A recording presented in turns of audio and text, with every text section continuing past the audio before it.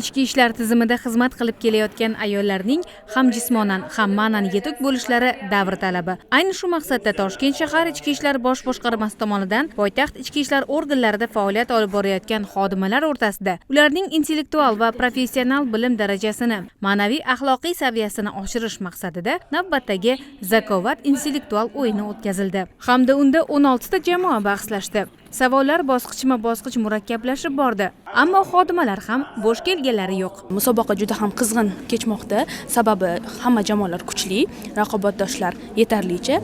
Barchaga omad. Savollar qiyin bo'lmayaptimi?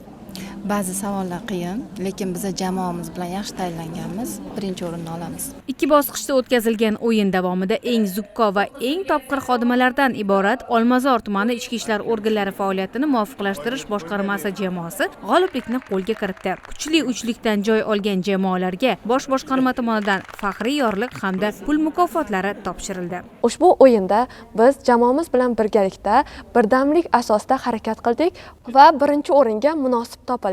Bizning jamoamiz o'tgan yilgi zakovat o'yinida ham faxrli 3-o'rinni qo'lga kiritgan. Bu yil esa faxrli 1-o'rinni qo'lga kiritdik. Ya'ni bu o'z ustimizda yanada ko'proq ishlaganimizdan va ko'proq adabiyotlar bilan tanishganimizdan dalolat beradi.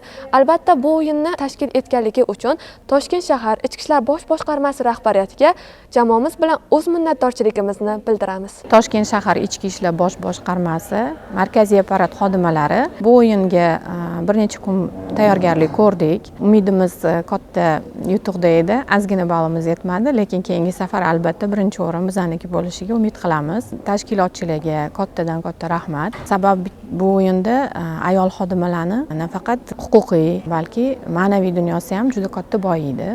Dunyoviy bilimi. Hammaga rahmat.